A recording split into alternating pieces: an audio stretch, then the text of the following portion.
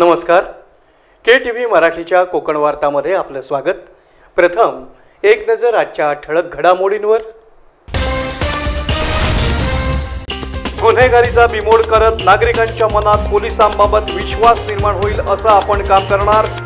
Police अधीक्षक धनंजय कुलकर्णी. कोकण आणि विशेष करून रत्नागिरीची भूमी सुंदर आणि मनाला भावणारी. प्रसिद्ध रिदम आणि ड्रम वादक तन्मयराज मुखर्जी यांनी काढले गौरवोद्गार.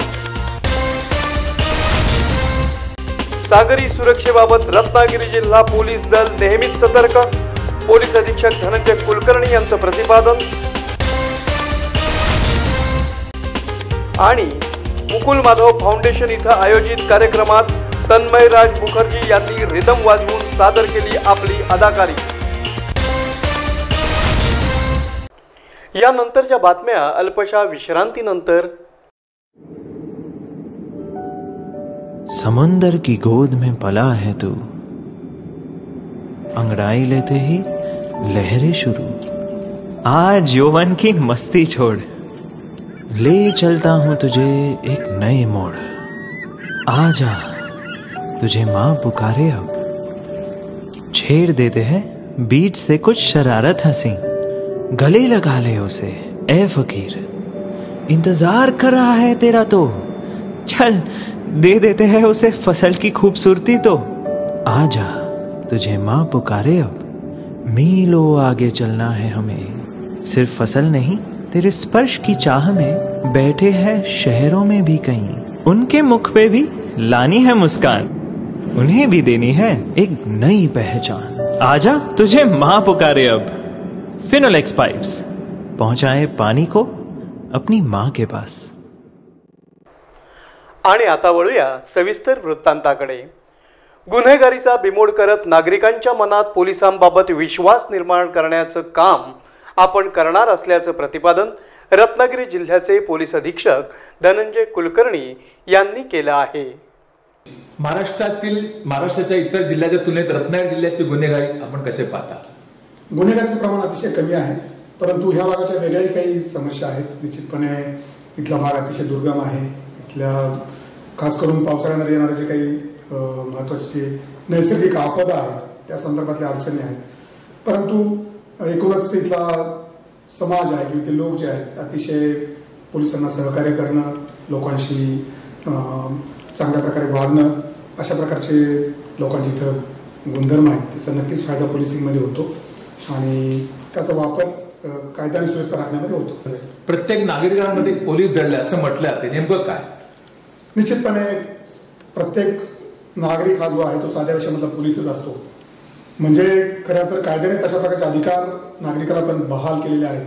त्यामुळं समाजामध्ये वावरत असताना त्यांना जर कुठल्या प्रकारचे क्रिमिनल ॲक्टिव्हिटी दिसत असेल, गुन्हेगारी प्रवृत्ती दिसत असेल तर त्या संदर्भातली माहिती पोलीस स्टेशनपर्यंत पोहोचवणं, पोलिसांपर्यंत पोहोचवणं ही सर्वांची जबाबदारी आहे. गुन्ह्यांचा प्रतिबंध करणं हे सुद्धा खऱ्या अर्थानं प्रत्येक नागरिकांचं कर्तव्य आहे आणि त्यासाठी योग्य ते प्रयत्न करणं यासाठीची जबाबदारी प्रत्येक नागरिकाची आहे. मला खात्री आहे रत्नागिरी जिल्ह्यातील सर्व नागरिक या कामामध्ये रत्नागिरी जिल्हा पोलीस दलाला मदत करतील, त्यांना सहकार्य करतील आणि जिल्ह्यामध्ये शांतता कायमस्वरूपी नांदेल अशा प्रकारचा प्रयत्न निश्चितपणे करतील. अनेक ठिकाणी तंटामुक्त समित्या आहेत, त्यांचा पोलिसांना खरोखर सहकार्य लाभते की नेमकं काय? निश्चितपणे तंटामुक्त समित्या प्रत्येक गावोगाव आपल्याकडे स्थापन केलेल्या आहेत. त्यांचाही मदत छोट्या मोठ्या तंट्यांमध्ये, छोट्या मोठ्या भांडणांमध्ये, छोट्या मोठ्या तक्रारींमध्ये निश्चितपणे घेतली जाते आणि त्यांचा उपयोग गावामध्ये शांतता राखणं, तिथल्या लोकांना समज देणं आणि तिथली माहिती मिळवण्यासाठी निश्चितपणे केला जातो. रत्नागिरी जिल्हा निसर्गानं नटलेला आहे, तसंच येथील नागरिकही चांगले असल्याचं मत पोलीस अधीक्षक धनंजय कुलकर्णी यांनी व्यक्त केलं. सर, रत्नागिरी जिल्ह्याचे पोलीस अधीक्षक म्हणून आपली निवड झाली, आपले शब्द कानावर पडले, किंवा आपल्या भावना काय होता? अतिशय आनंद झाला. सगळ्यात महत्त्वाचं रत्नागिरी हे अतिशय रम्य अशा प्रकारचं ठिकाण आहे. निसर्गरम्य अशा प्रकारची या ठिकाणी ठिकाणं आहेत, प्रेक्षणीय ठिकाणं आहेत आणि इथला एकूणच जो समाज आहे तो त्याला जी सामाजिक आणि सांस्कृतिक अशा प्रकारचा वारसा आहे लोकांना आहे. त्यामुळे इथं काम करण्याची खूप दिवसापासून मनामध्ये इच्छा होती आणि त्यामुळं खरोखरच खूप आनंद वाटला आणि एक उत्सुकता पण होती इथे काम करण्याची. भविष्यात पत्रकारांवर अन्याय होऊ नये म्हणून 3 दिवसापूर्वी रत्नागिरी जिल्हाधिकारी कार्यालयाबाहेर रत्नागिरीतील पत्रकारांनी निदर्शनं केली आणि त्यानंतर लेखी निवेदन जिल्हाधिकारी देवेंद्र सिंग आणि पोलीस अधीक्षक धनंजय कुलकर्णी यांना दिलं.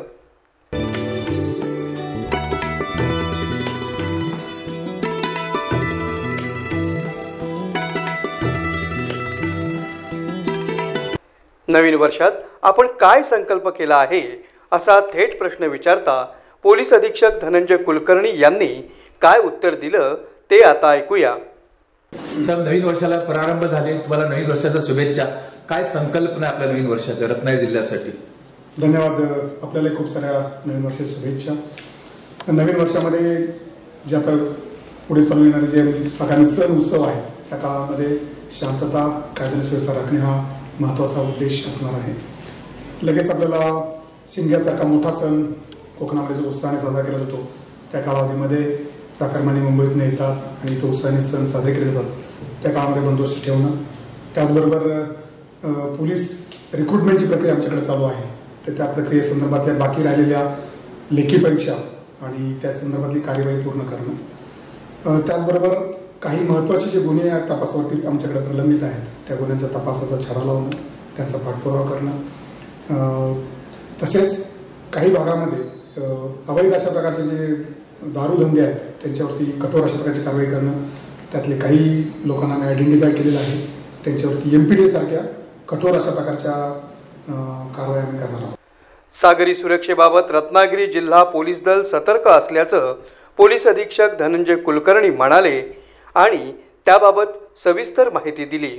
तर सागरी सुरक्षेबाबत आपले मत काय आणि नेमकी आपली भूमिका आहे आणि आपण नेमकं काय करणार आहोत? निश्चित सागरी सुरक्षा एक मोठा आमच्यासाठी प्रायोरिटीचा विषय आहे, प्राथमिकता त्या विषयाला आहे.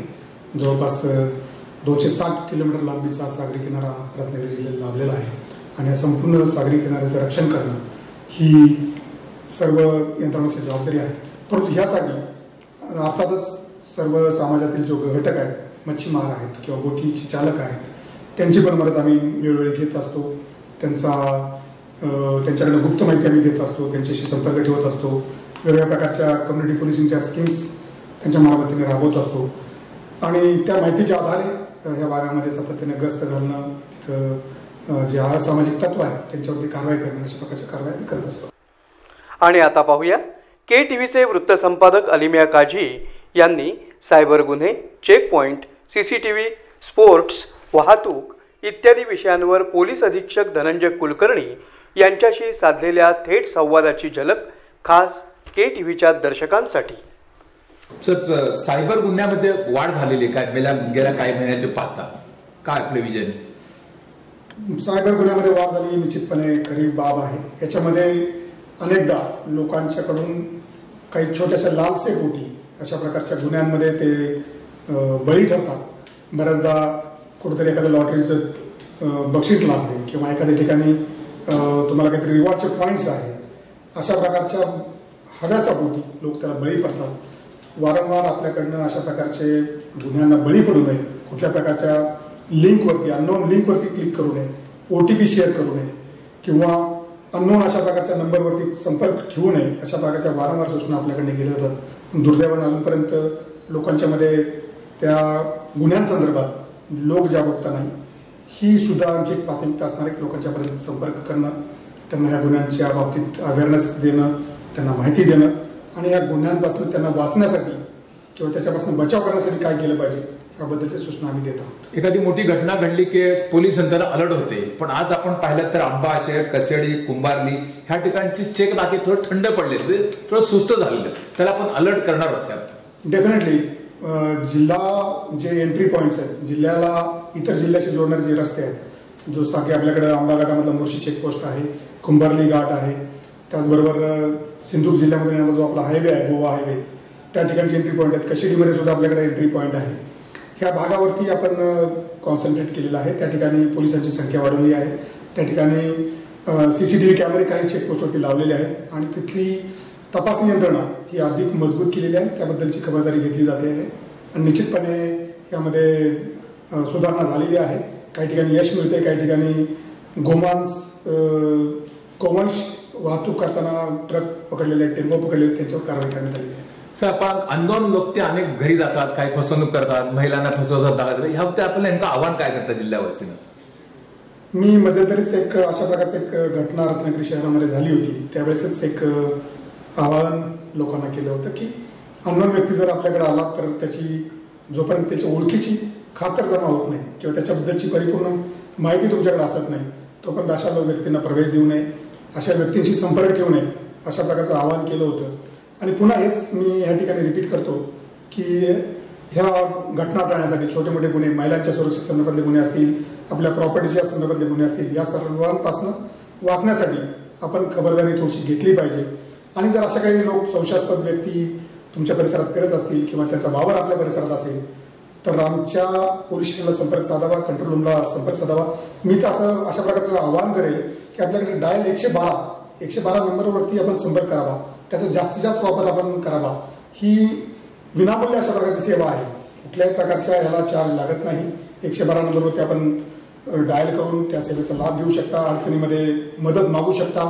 खास करून महिला आणि मुलांसाठी ही सेवा डेडिकेटेड आहे, त्यासाठी डेडिकेटेड वाहनं आहेत, डेडिकेटेड स्टाफ आपण ठेवलेला आहे. प्रत्येक पोलीस स्टेशनला अशा प्रकारचे एक मोबाईल आहे आणि आमचा प्रयत्न असतो की अशा प्रकारची मदत मागल्यानंतर तात्काळ त्या व्यक्तींपर्यंत पोहोचणं, त्यांना मदत पोहोचवणं. आणि त्या संदर्भातली जी यंत्रणा आपल्याकडं राज्यभर लागू आहे, तर रत्नागिरी जिल्ह्यामध्ये पण ही यंत्रणा लागू आहे आणि नियंत्रण कक्षामधून त्याचं नियंत्रण केलं जातं. आणि मला खात्री आहे की लोक त्या सेवेचा लाभ घेतील, त्याचा उपयोग करतील आणि जिल्ह्यामध्ये गुन्ह्यांची रोकथाम होईल, गुन्हे प्रतिबंध केला. रत्नागिरी शहरात मोठ्या प्रमाणात सीसीटीव्ही बसवण्यात आलेत, पण रत्नागिरी जिल्ह्याच्या इतर ठिकाणी असेल आपलं पुढचं धोरण? जिल्हा विकास आणि नियोजन आराखड्यामधून जवळपास 1 कोटी रकमेचा निधी असा योजनेसाठी प्राप्त झाला होता आणि त्यासाठी 57 कॅमेरे बसवण्याची यंत्रणा नुकतीच परिपूर्ण झालेली आहे आणि नजीकच्या काळामध्ये त्याचं उद्घाटन केलं जाईल आणि लोकांच्या सेवेमध्ये ती यंत्रणा दाखल होईल. त्याचे काही छोटं मोठं काम बाकी आहे आणि त्याचं काम युद्ध पातळीवरती पूर्ण करून रत्नागिरी शहरामध्ये ती योजना लवकर लागू करून त्याचा उपयोग कायद्यांचं त्याची अंमलबजावणी करणं, त्याचं गुन्हे रोखणं या कामासाठी निश्चित करता येईल. ट्रॅफिकचं नियमन करणं या गोष्टीचे निश्चितपणे करता येईल. इतर शहरांमध्ये सुद्धा अशा प्रकारची यंत्रणा असाव्यात यासाठी निश्चितपणे प्रयत्न केला जातोय. काही स्थानिक लोकांच्या पुढाकारानं काही सार्वजनिक ठिकाणी अशा प्रकारचे कॅमेरे बसवलेले आहेत. त्याचा उपयोग आपण गुन्ह्यांची माहिती घेण्यासाठी, आरोपींची माहिती घेण्यासाठी आपण निश्चितपणे करत असतो. चिपळूणसारखं शहर असेल, दापोली असेल, खेड असेल, महत्त्वाची शहरं आहेत, राजापूर आहे, या ठिकाणी अनेक ठिकाणी आपण कॅमेरे लोकसहभागावर बसवलेले आहेत आणि त्यांचा वापर आपण गुन्हे तपासामध्ये करत असतो. लाखो रुपये खर्च करून रत्नागिरी शहरात सिग्नल यंत्रणा बसवण्यात आली होती, पण गेल्या अनेक महिन्यांपासून, वर्षापासून ती बंद आहे. पण नेमकं काय करणार? त्या संदर्भात आपण वेगवेगळ्या प्राधिकरणाकडे आपण त्यासाठी पाठपुरावा करत आहोत, त्यांच्याकडे तशी मागणी करत आहोत आणि मला खात्री आहे की लवकरच त्या यंत्रणा सुद्धा उभारली जाईल किंवा ती दुरुस्त केली जाईल. त्यासाठी आम्ही पाठपुरावा करतो. रत्नागिरीसह शहरात वाहतुकीची शिस्त लागण्यासाठी आपले काय विजन आहे? मी त्यासाठी यापूर्वीच त्या प्राधिकरणाला या संदर्भातले वेगवेगळे पत्र लिहिलेले आहेत. काही ठिकाणी आपण पाहिलं असेल इथल्या स्थानिक प्रशासनाकडनं त्या ठिकाणी रस्त्यांवरती पट्टे मारणं, झेब्रा क्रॉसिंगचे पट्टे मारणं, त्याचबरोबर पार्किंगचे स्लॉट आयडेंटिफाय करण्यासाठी आम्ही पाठपुरावा करत आहोत. ट्रॅफिकचे जे ड्युटी पॉईंट्स आहेत त्याचे पण आम्ही वारंवार बदल करत असतो. शाळा सुटण्याच्या वेळा असतील, नंतर जो आपला काही शहराच्या बाहेर जाणारा रस्ता आहे, स्टेशनकडे जाणारा रस्ता आहे, त्या ठिकाणी वाहतुकीची कोंडीवरती मार्ग काढण्यासाठी आम्ही वारंवार एसटी आणि त्या वेगवेगळ्या प्राधिकरणांशी बैठका घेत असतो आणि त्या ह्याच्यातून मार्ग काढण्यासाठी त्या सगळ्या यंत्रणांची मदत घेऊन निश्चितपणे त्याच्यामध्ये मार्ग निघेल आणि वाहतूक व्यवस्था सुरळीत राहील यासाठी जरूर प्रयत्न केले जाते. स्पोर्ट्समध्ये रत्नागिरी पोलीस दलाने बाजी मारली, विशेषतः महिलांनी, नेमकं काय? कोकण ह्या महाराष्ट्र राज्याच्या नुकत्याच राज्यस्तरीय क्रीडा स्पर्धा पुणे येथे पार पडल्या. त्यामध्ये कोकण परिक्षेत्राकडून रत्नागिरी पोलीस दलातील महिला कर्मचारी ही बेस्ट वुमेन ॲथलीट नावाचा जो पुरस्कार दिला तो मिळाला आणि त्यासाठी आमचे जे कोकण परिक्षेत्राचे विशेष पोलीस महानिरीक्षक यांनी त्या महिला कर्मचाऱ्याचं अभिनंदन केलेलं आहे. आम्ही पण तिचं अभिनंदन केलेलं आहे आणि तिचा पुढील वेगवेगळ्या स्पर्धांमध्ये तिचा रेकॉर्ड प्रस्थापित करण्यासाठी तिला अधिक प्रोत्साहन दिलं जाईल. तिला त्यासाठी लागतील त्या सुविधा आणि सेवा त्या पुरवल्या जातील आणि त्याबद्दलची काळजी घेतली जाईल. कोकण आणि विशेष करून रत्नागिरीची भूमी सुंदर आणि मनाला भावणारी असल्याचं मत प्रसिद्ध रिदम आणि ड्रम वादक तन्मय राज मुखर्जी यांनी व्यक्त केला आहे। जिसे सूफी संतों की भूमि कहते हैं उसका नाम है कोकण, और कोकण के रत्नागिरी शहर में भारत के जाने माने रिदमिस्ट और ड्रम वादक तन्मय राज मुखर्जी साहब आए हुए। मुखर्जी साहब, आपका रत्नभूमि में स्वागत है। किस वजह से आपका रत्नागिरी में आने होगा, आज बता सकते हैं? एक तो रत्नागिरी के बारे में मैं कहना चाहूँगा, ये इतना ब्यूटीफुल प्लेस है। जब मैं आ रहा था तो मुझे यहाँ की बीचेस और यहाँ का जो हवा है वो एकदम डिफरेंट है। मतलब मैं इंडिया में कहीं भी जाता हूँ तो मुझे लगता है कि रत्नागिरी एक ऐसी जगह है जहाँ मुझे बार बार आना चाहिए। अच्छा। सबसे पहला तो मैं रत्नागिरी के लिए यहाँ की जो ब्यूटी है उसके बारे में बोलना चाह रहा था।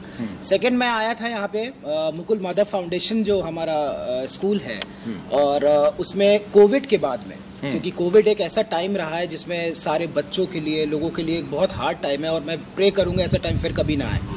तो उस टाइम से हम लोग कुछ भी ऐसा एंटरटेनमेंट पार्ट या नहीं कर पाए थे, पर सब बंद था। ओके। एंड बच्चों के लिए स्पेशली वो बहुत टफ टाइम था। सो मुकुल माधव फाउंडेशन एक ऐसी जगह, एक ऐसा अपॉर्चुनिटी थी इस टाइम कि 2 साल बाद, इस 3 साल बाद आफ्टर कोविड, स्कूल में एक बहुत अच्छा एक फंक्शन क्रिएट हुआ इस साल, और सारे बच्चों ने मिलके एक इस एंटरटेनमेंट को, म्यूज़िक के एंटरटेनमेंट को, ड्रम के एंटरटेनमेंट को बहुत अच्छे से सुना, एंजॉय किया, और एक बहुत अच्छा प्लेटफॉर्म मिला उनको नई चीज़ करने का। बिकॉज म्यूज़िक में हम लोग ने एक नया क्रिएशन किया है इस बार मुकुल माधव फाउंडेशन स्कूल में, जिसमें सारे बच्चों ने मिलके हमारे साथ में ड्रम बजाया।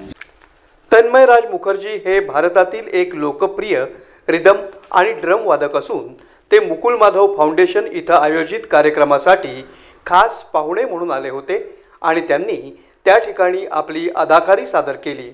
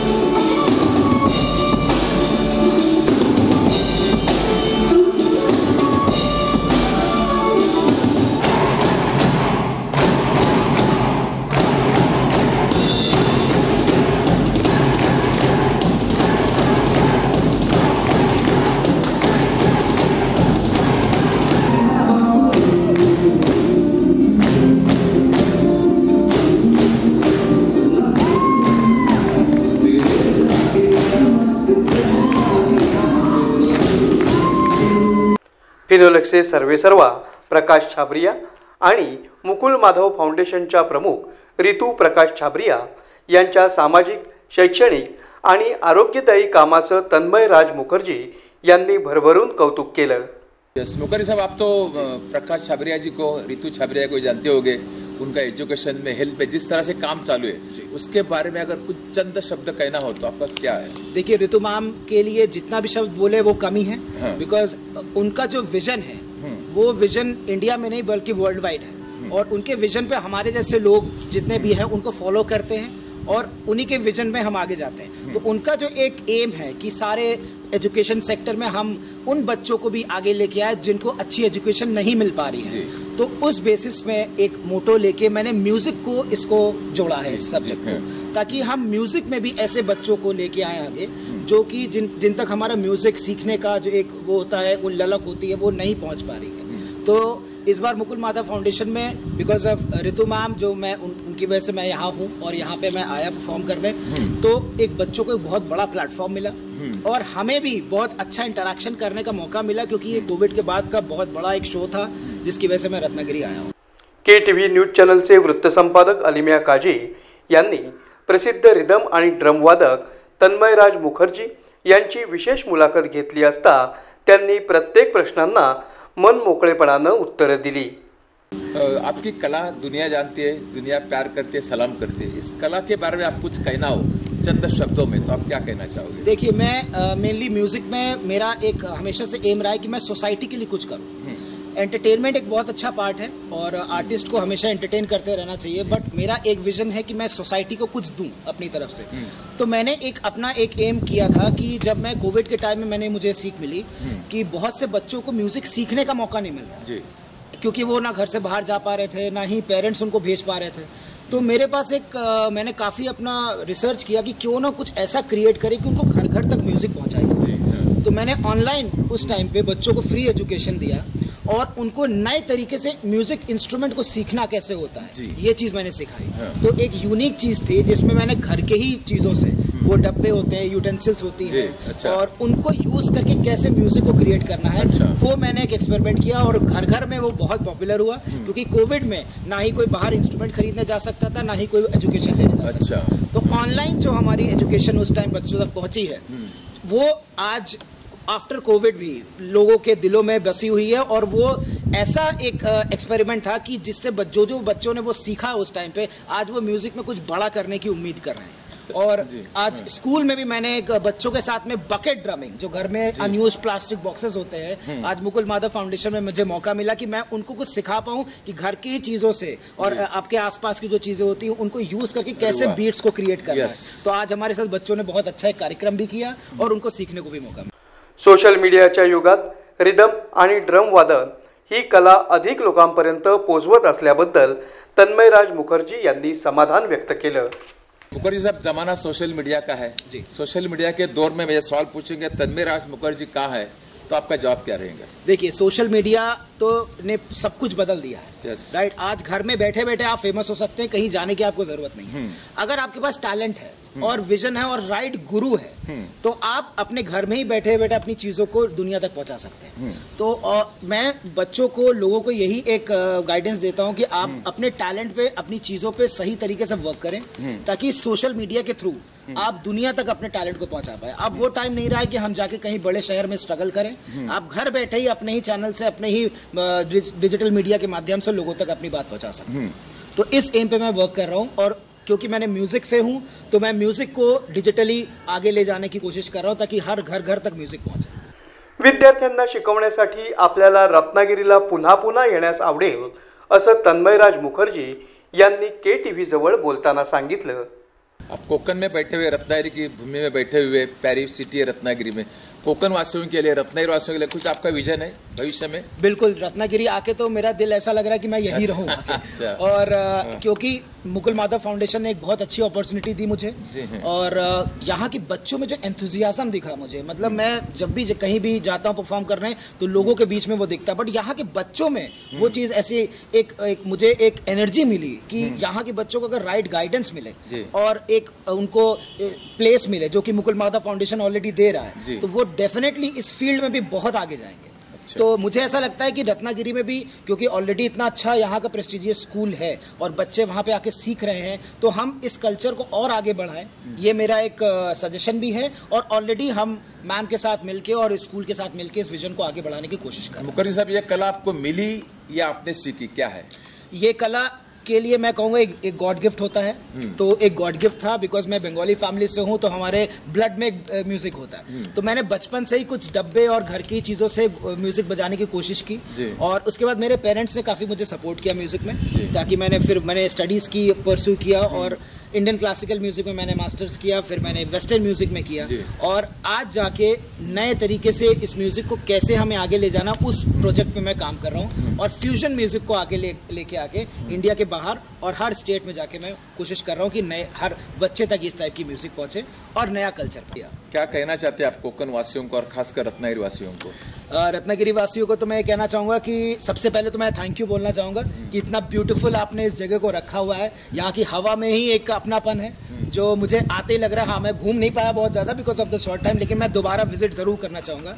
और मैं ये चाहता हूँ कि हर घर में किसी न किसी तरीके से म्यूजिक को इन्वॉल्व जरूर किया जाए, क्योंकि पढ़ाई बच्चे जरूर करते हैं, स्पोर्ट्स बच्चे जरूर करते हैं, बट उनके मेंटल हीलिंग के लिए, जिससे उनको मेंटली बहुत एक हीलिंग मिलेगी और एक शांति मिलेगी, उसके लिए म्यूजिक बेस्ट एक सब्जेक्ट है। तो किसी ना किसी तरीके से आप उनको चाहे कोई एक इंस्ट्रूमेंट सिखाइए और वोकल सिखाइए, बट म्यूजिक एक सब्जेक्ट को आप इन्वॉल्व अगर बच्चे की लाइफ में करेंगे तो उसके करियर के लिए एंड फ्यूचर के लिए बहुत अच्छा।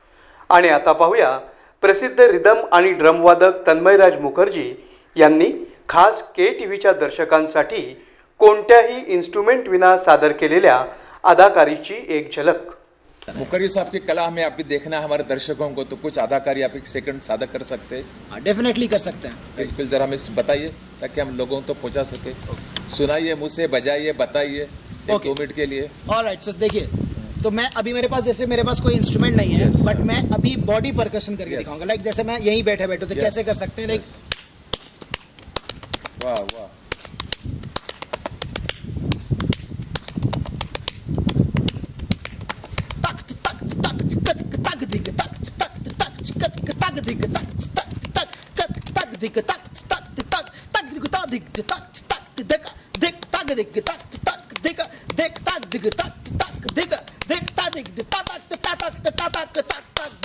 अरे वाह, इसे कहते हैं कलाकार, इसे कहते हैं कलाकार। वाकई आपका अभिनंदन, शुभेच्छा। आप रत्नागिरी में आए, तमाम रत्नागिरी वासियों की तरफ से और हमारे विशेषता KTV चैनल की तरफ से आपको बधाई। अभी आपके सामने तन्मयराज मुखर्जी ने अपनी कला बताई है, अपने मन की बात हमें कही है। हम जरूर आपके विचार हमारे लोगों तक तो पहुंचाने का काम करेंगे।